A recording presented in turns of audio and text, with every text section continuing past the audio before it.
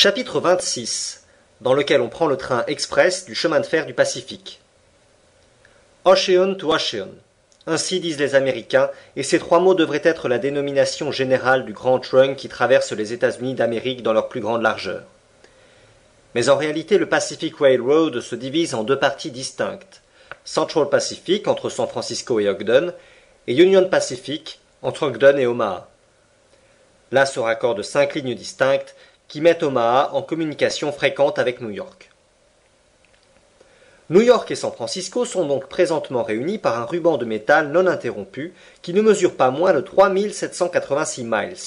Entre Omaha et le Pacifique, le chemin de fer franchit une contrée encore fréquentée par les Indiens et les Fauves, vaste étendue de territoire que les Mormons commencèrent à coloniser vers 1845, après qu'ils eurent été chassés de l'Illinois.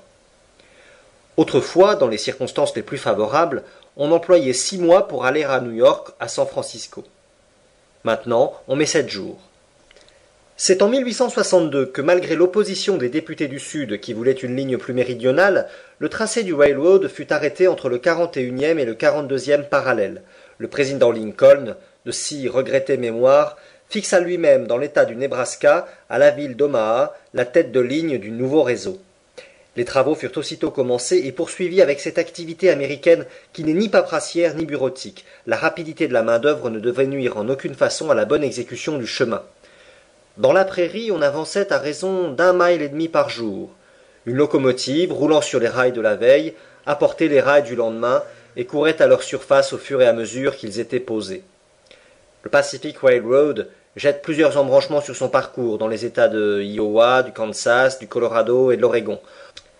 En quittant Omaha, il longe la rive gauche de Platte River jusqu'à l'embouchure de la branche du nord, suit la branche du sud, traverse les terrains de Laramie et les montagnes Wasatch, contourne le lac Salé, arrive à Lake Salt City, la capitale des Mormons, s'enfonce dans la vallée de la Tuila, longe le désert américain, les monts de Cedar et Humboldt River, la Sierra Nevada, et redescend par Sacramento jusqu'au Pacifique, sans que ce tracé dépasse en pente 112 pieds par mile, même dans la traversée des montagnes rocheuses. Telle était cette longue artère que les trains parcouraient en 7 jours et qui allait permettre à l'honorable Phileas Fogg, il l'espérait du moins, de prendre le 11 à New York le paquebot de Liverpool. Le wagon occupé par Phileas Fogg était une sorte de long omnibus qui reposait sur 2 trains formés de 4 roues chacun, dont la mobilité permet d'attaquer des courbes de petits rayons. À l'intérieur, point de compartiment, 2 files de sièges disposés de chaque côté perpendiculairement à l'axe et entre lesquels était réservé un passage conduisant au cabinet de toilette et autres, dont chaque wagon est pourvu. Sur toute la longueur du train, les voitures communiquaient entre elles par des passerelles et les voyageurs pouvaient circuler d'une extrémité à l'autre du convoi, qui mettait à leur disposition des wagons salons, des wagons terrasses, des wagons restaurants et des wagons à café. Il n'y manquait que des wagons théâtre, mais il y en aura un jour. Sur les passerelles circulaient incessamment des marchands de livres et de journaux, débitant leurs marchandises, et des vendeurs de liqueurs, de comestibles, de cigares, qui ne manquaient point de chalands. Les voyageurs étaient partis de la station d'Auckland à 6 heures du soir. Il faisait déjà nuit. Une nuit froide, sombre, avec un ciel couvert dont les nuages menaçaient de se résoudre en neige. Le train ne marchait pas avec une grande rapidité. En tenant compte des arrêts, il ne parcourait pas plus de 20 miles à l'heure, vitesse qui devait, cependant, lui permettre de franchir les États-Unis dans les temps réglementaires. On causait peu dans le wagon. D'ailleurs, le sommeil allait bientôt gagner les voyageurs. Passepartout se trouvait placé auprès de l'inspecteur de police, mais il ne lui parlait pas. Depuis les derniers événements, leur relation s'était notablement refroidie. Plus de sympathie, plus d'intimité. Fix n'avait rien changé à sa manière d'être, mais Passepartout se tenait, au contraire, sur une extrême réserve, prêt au moindre soupçon à étrangler son ancien ami.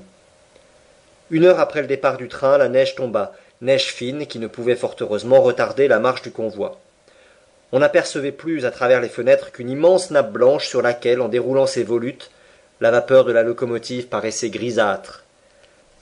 À 8 heures, un steward entra dans le wagon et annonça aux voyageurs que l'heure du coucher était sonnée. Ce wagon était un sleeping car qui, en quelques minutes, fut transformé en dortoir.